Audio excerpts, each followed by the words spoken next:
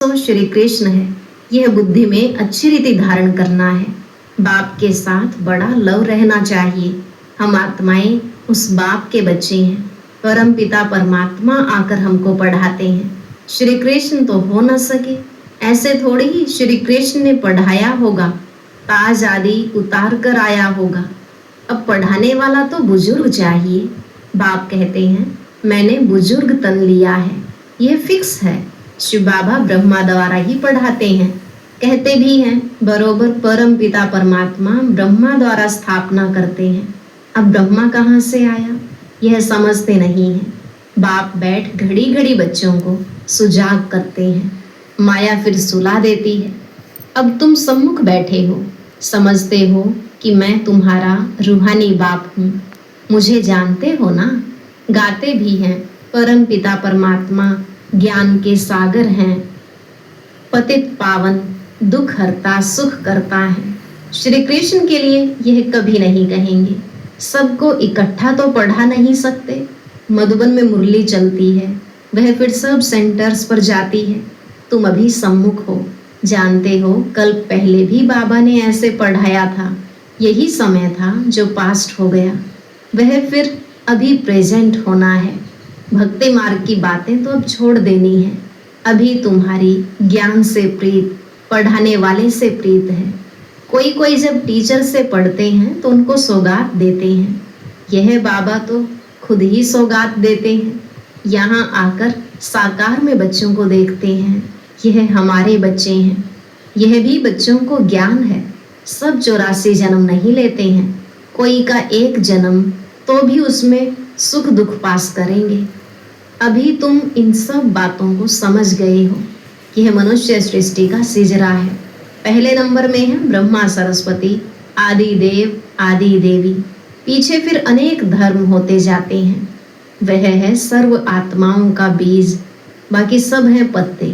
प्रजापिता ब्रह्मा सबका बाप है। इस समय प्रजापिता हाजिर है।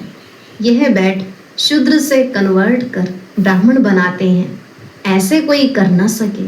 बाप ही तुमको शूद्र से ब्राह्मण बनाए फिर देवता बनाने लिए पढ़ा रही हैं। यह है ही सहज राजयोग की पढ़ाई। राजा जनक ने भी सेकंड में जीवन मुक्ति को पाया, अर्थात स्वर्गवासी बन गया। मनुष्य गाते तो रहते हैं परंतु फिर भी समझा नहीं सकते। अब बाप कहते हैं बच्चे देही अभिमानी बनो। तुम अशरीरी आए थे, फिर शरीर लेकर पार्ट बजाया, बरोबर 84 जन्म लिए हैं। बाप जो ट्रुथ है वह सत्य ही बताएंगे। राजधानी हुई ना, राजयोग एक थोड़े ही सीखेंगे। तुम सब अभी कांटों से फूल बन रहे हो।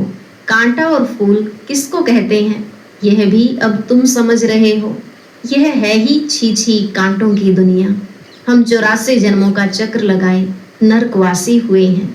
फिर से वर्ल्ड की हिस्ट्री ज्योग्राफी रिपीट करेंगे। हम फिर से जरूर स्वर्गवासी बनेंगे। कल्प कल्प हम बनते हैं।